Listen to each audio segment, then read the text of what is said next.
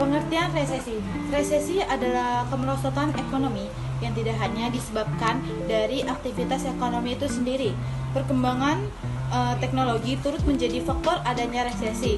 Hal ini bisa terjadi karena adanya penurunan lapangan pekerjaan yang banyak digantikan oleh teknologi terkemuka seperti artificial intelligence atau robot. Yang kedua, ada beragam faktor yang memicu terjadinya resesi pada suatu negara. Faktor-faktor penyebab terjadinya resesi adalah sebagai berikut. Oke, yang pertama itu ada inflasi. Inflasi sendiri adalah kondisi naiknya harga secara terus-menerus, baik itu harga barang maupun jasa. Jika dibiarkan dalam waktu lama, hal ini akan mengakibatkan tingginya angka pengangguran. Akibat pemutusan hubungan kerja atau PHK secara massal, kemiskinan, dan terjadi resesi. Jadi termasuk itu adalah terjadinya resesi. Terus yang kedua itu adalah definisi berlebihan.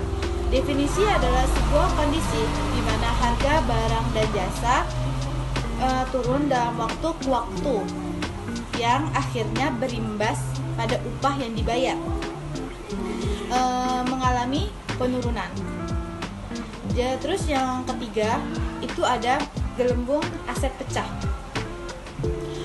Hal ini bisa terjadi saat investor mengambil langkah secara gegabah.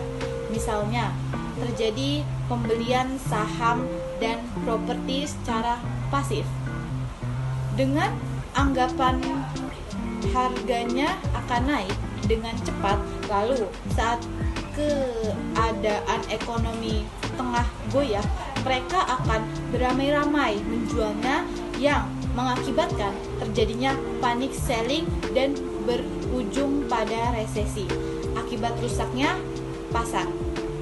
Yang keempat adalah guncangan ekonomi yang mendadak. Pemicu lain resesi adalah guncangan ekonomi secara mendadak. Hal ini ditandai dengan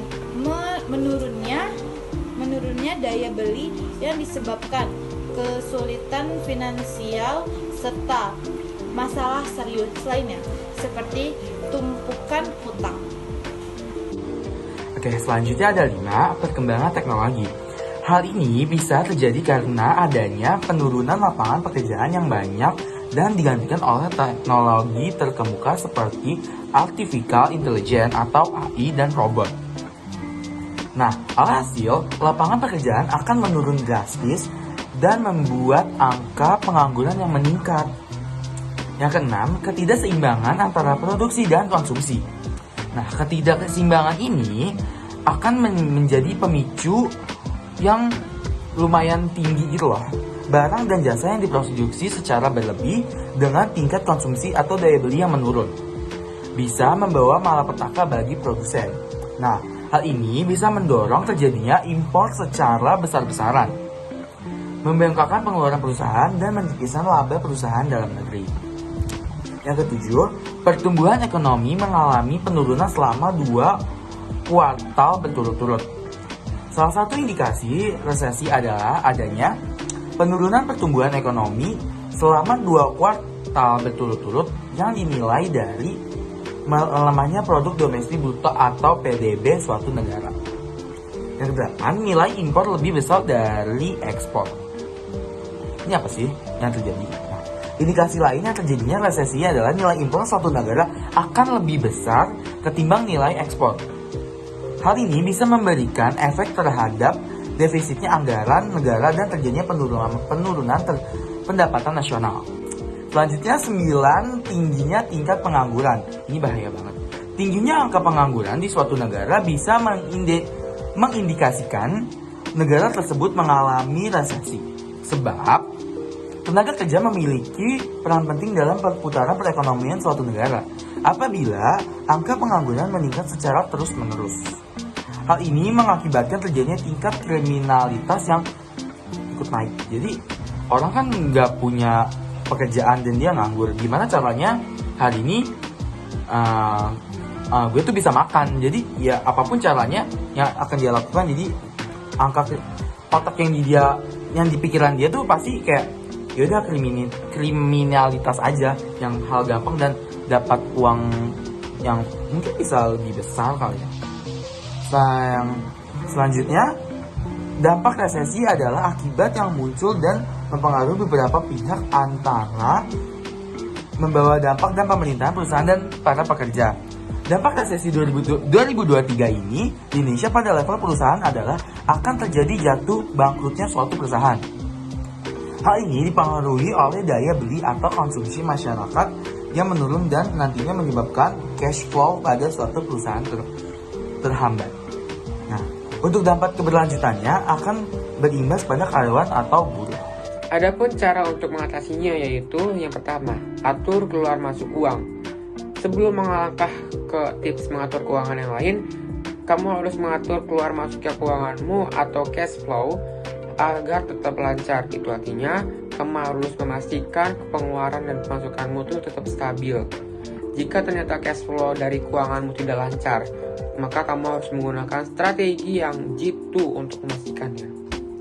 Yang kedua, persiapkan dana darurat. Bila memang resesi ekonomi membawa dampak terhadap negara kita, maka segala sesuatu dapat terjadi kepada kita.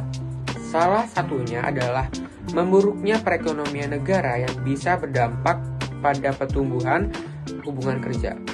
Oleh sebab itu, jangan lupa untuk mempersiapkan dana darurat minimal 6 kali dari jumlah rata-rata pengeluaran per bulan. Yang ketiga, persiapkan asuransi. Perekonomian Indonesia ini sampai saat ini memang masih cenderung aman. Namun bila perekonomian Indonesia turut goyah akibat resesi, maka banyak hal yang bisa terjadi kepada kita di kondisi sesulit apapun. Maka dari itu, persiapkanlah asuransi jiwa, kesehatan, dan barang.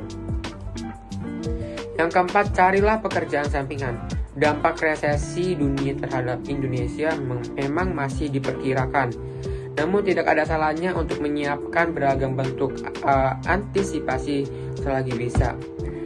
Salah satunya adalah dengan mencari penghasilan tambahan dari pekerjaan sampingan. Ada beragam pekerjaan sampingan yang bisa kamu coba. Bahkan banyak dari pekerjaan sampingan tersebut dilakukan dengan cara online. Jadi bisa untuk memudahkan kita juga untuk mencari atau membuat pekerjaan sampingan. Yang kelima, persiapkan tabungan. Tabungan juga tak kalah pentingnya juga untuk dipersiapkan dalam mengatasi resesi ekonomi. Hal ini disebabkan tabungan bisa menjadi bekal untuk mewujudkan keinginanmu sekaligus perekonomian sedang sulit. Oleh sebab itu, sisihkanlah dana 20-40% dari gaji untuk ditabungkan. Keenam, membuat pos keuangan. Cara lain yang bisa kamu gunakan untuk mengatasi resesi ekonomi adalah dengan cara membuat pos keuangan. Dengan pos-pos keuangan ini, kamu bisa mengetahui berapa banyak dana yang kamu perlukan untuk memenuhi semua atau suatu kebutuhan. Yang ketujuh, cobalah berinvestasi. Nah, ini juga tidak kalah pentingnya juga, karena pada saat ini investasi adalah suatu kegiatan yang sedang digandrungi banyak orang. Dengan berinvestasi, kamu dapat mengubah pendapatanmu menjadi lebih berguna daripada hanya dihabiskan saja.